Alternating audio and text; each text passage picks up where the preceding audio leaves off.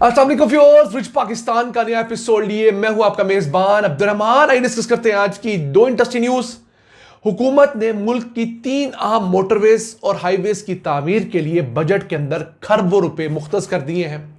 300 अरब रुपए से जायद रकम के साथ हैदराबाद सक्खर मोटरवे, कराची कोयटा चमन मोटरवे, सियालकोट खारिया मोटरवे समेत M8 मोटरवे यानी कि गवादर से लेकर रत्तो डेरा तक की मोटरवे है उसे कंप्लीट किया जाएगा। इस अहम खबर को आप डिस्कस करेंगे। जबकि आज की दूसरी खबर यह है कि यूरोप को पाकिस्तान से होने वाली एक्सपोर्ट्स में 8% से ज़्यादा इजाफा रिकॉर्ड किया गया है और उम्मीद है कि पिछले साल हमारी यूरोप को जो एक्सपोर्ट्स घटी थी इस साल बढ़ेंगी। इस खबर को प्रोग्राम के दूसरे से हम डिस्कस करेंगे, लेकिन पहले चलते हैं आज की सबसे अहम खबर की तरफ। हुकूमत ने आइंदा बजट के लिए 3 अहम मोटरवेज और दीगर अहम हाईवेज के लिए खरबों रुपए मुख्तस कर दिए हैं। फिलहाल 300 अरब रुपए मुख्तस किए हैं। सबसे अहम मोटरवे है हैदराबाद सक्खर मोटरवे, जो कि सदियों से ना बनने का नाम ले रही है। 306 किलोमीटर की इस मोटरवे के लिए 30 अरब रुपए मुख्तस किए गए। पहले हुकूमत 10 अरब रुपए करना चाहती थी, लेकिन सिंध ने प्रेशर डाला, तब उसे बढ़ाकर 30 अरब रुपए कर दिया गया है। दूसरी अहम जो रोड है वो मोटरवे स्टैंडर्ड की बनेगी। कराची कोयटा चमन ये पाकिस्तान की सबसे डल्डियस्ट रोड कहलाती है, कोई 892 किलोमीटर तवील है। इसे डुअल किया जाएगा, मोटरवे स्टैंडर्ड का बनाया जाएगा। 40 अरब रुपए इसके लिए भी बजट में रख दिए गए हैं। फिर एक और अंडर कंस्ट्रक्शन मोटरवे इस वक्त, जिसका नाम है सियालकोट खारिया मोटरवे। ये 10 अरब रुपए की लागत से ये मोटरवे इस साल भी जेर तामीर रहेगी। इस वक्त भी इस पर काम हो रहा है, इसने कंप्लीट हो जाना था। प्रॉब्लम ये हुई कि इसके लिए पहले जो रास्ता चुना गया था उसमें जो दरिया चनाब है उसके ऊपर पुल ऐसी जगह पे था जहां अगर खुदा न खास्ता सैलाब आता तो पुल फौरी तौर पर बह जाता और ये मोटरवे नाकारा हो जाती। तो अब उस पुल की अलाइनमेंट चेंज की गई है, उसकी वजह से देहात और दीगर तमाम लिंक रोड्स चेंज हुई हैं। तो अब इसकी जो ड्यूरेशन है वो थोड़ी बड़ी है और उम्मीद है अगले साल के अख्ताम तक ये पैच जो है सियालकोट से खारिया तक का ये मुकम्मल हो जाएगा। उसके बाद एक और अहम मोटरवे M8 मोटरवे, जो कि ग्वादर को जोड़ेगी सिंध के साथ रत्तो डेरों के मुकाम पर। उसका जो फेज इस वक्त अंडर कंस्ट्रक्शन है वो है होशाब आवारान खुजदार का पैच। 7 अरब रुपए की लागत से इस पैच को मुकम्मल किया जाना है इस बजट के अंदर। फिर दीगर जिमनी कुछ रोड्स हैं। N50 कुछ लाख से जोब तक की रोड है, उसके लिए 4.5 अरब रुपए मुख्तस किए गए हैं। फिर एक इंतहाई अहम हाईवे सिंध कोस्टल हाईवे, जो कि वैसे तो 279 किलोमीटर तवील होगी, लेकिन उसका भी फेज 2 अंडर कंस्ट्रक्शन है, उसके लिए 16 अरब रुपए रख दिए गए हैं। ये ऐसी एक हाईवे बनाई जा रही है जो कि सिंध के दूध के अंदर जो समंदर है उसके पैरेलल बनाई जा रही है। ये एक किस्म का बंद भी होगा ताकि समंदर ज़मीन तक ना आए और ऊपर हाईवे चलती रहेगी। खूबसूरत नज़ारे भी होंगे, टूरिज़्म भी होगी, ट्रेड भी होगी। बिल्कुल उसी पैटर्न पर जिस तरह मकरान कोस्टल हाईवे है जो कराची से लेकर जाती है ग्वादर तक, उसी तरह ये सिंध कोस्टल हाईवे है जिसके ज़रिए जो सिंध का लाखों एकड़ रकबा समंदरी पानी की वजह से ख़राब हो रहा है वो महफूज बनाया जा सकेगा। इसके साथ पाकिस्तान का सबसे बड़ा industrial area site industrial area Karachi, उसकी रोड्स बहुत ख़राब थी। अब ये 9,700 एकड़ रकबे पर फैला हुआ है। 3,500 से ज़्यादा यहाँ पर इंडस्ट्रियल यूनिट्स और फैक्ट्रियाँ हैं। सड़कों का बहुत बुरा हाल था। अब इसकी सड़कों को रिपेयर करने के लिए, रिवैम्प करने के लिए 2 अरब 50 करोड़ रुपए रखे गए हैं।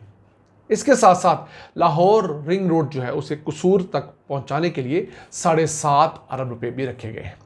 तो ये एक मुख्तसर सा जायज़ा हमने आप तक पहुँचाया है। इसके अलावा भी कई ज़िमनी रोड्स हैं, हम वो गाए बगाए आपसे शेयर करते रहेंगे। आज हमने वो मेजर रोड्स आप तक पहुंचाई हैं जिन पर अगले मालियाती साल में या तो काम जारी सारी रहेगा, जैसे सियालकोट खारिया मोटरवे है, या उन पर बाकायदा काम का आगाज़ हो जाएगा।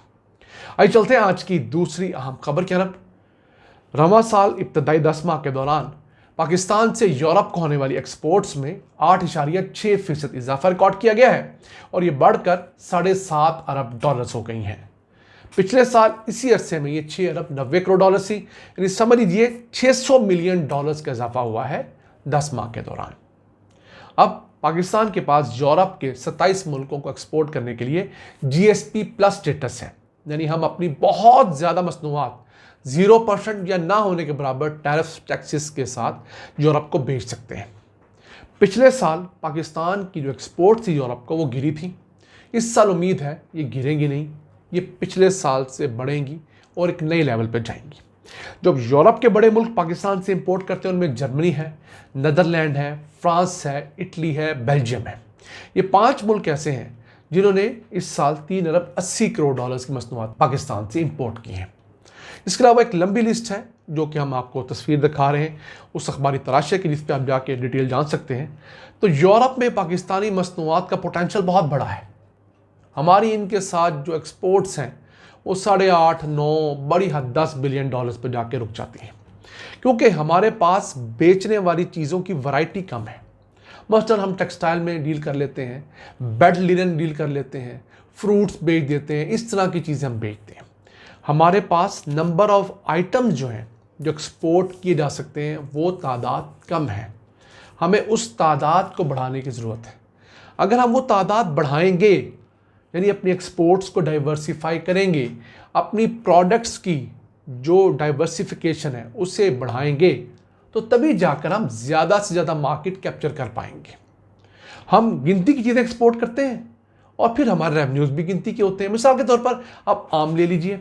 अब आम के सीज़न में हम सिर्फ आम एक्सपोर्ट करते हैं, हालांकि आम की जो बाई प्रोडक्ट्स हैं, आम की प्यूरी है, आम का कंसनट्रेट है, आम का पल्प है, आम के जूसेस जो हैं, ये चीज़ें पूरा साल दुनिया में बिकती हैं। दुनिया भर की बेकरीज, दुनिया भर की डेयरी प्रोडक्ट्स लाइन आम के फ्लेवर्स यूज़ कर रही होती हैं। तो अगर हम सीज़न के अंदर मौजूद वाफर आम को इस काम में खपाएं, तो आपका नहीं ख्याल कि हमारी एक्सपोर्ट्स में कई गुना का इजाफा हो सकता है? बिल्कुल हो सकता है।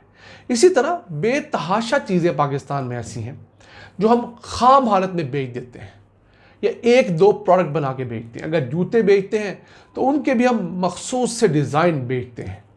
दुनिया में जाएं तो आप सर पकड़ के बैठ जाते हैं कि जूतों के अंदर क्या क्या स्पेशलिटीज़ आ चुकी हैं, हैंड बैग्स में क्या क्या स्पेशलिटीज़ आ चुकी हैं। हर टाइप का हैंड बैग फ़र्क है। आप किसी खातून से पूछें तो आपको 12-15 मुख्तलिफ टाइप्स के हैंड बैग्स की किस्में सुना देगी। आपको तो सिर्फ मेरे तरह सिर्फ हैंड बैग का ही पता होगा, कोई क्लच होता है और न जाने उसके बाद एक लंबी दास्तान है। हमने एक्सपोर्ट्स बढ़ानी है तो डाइवर्सिफिकेशन में जाना होगा, वैल्यू एडिशन में जाना होगा, क्वालिटी बेहतर करनी होगी, अपनी पैकेजिंग बेहतर करनी होगी और इन सब चीज़ों से बढ़कर अपनी मार्केटिंग अच्छी करनी होगी। वो लोग जो हम लोगों ने कमर्शियल अताची के तौर पर दुनिया भर में डिप्यूट कर रखे हैं, जो लाखों रुपए सैलरी लेते हैं, जो इंजॉय करते हैं बरोने मुल्क रहकर, उन्हें उनके असल काम पर लगाना होगा कि वो मुल्क के लिए सेलमैनी करें। 3 साल के टेन्योर में अगर एक मुल्क में वो रहते हैं तो उनके आते हुए पाकिस्तानी एक्सपोर्ट्स उस मुल्क में क्या थी और जाते हुए क्या थी। अगर वो परफॉर्मेंस दें, उन्हें बोनस दीजिए, उन्हें प्रमोट कीजिए।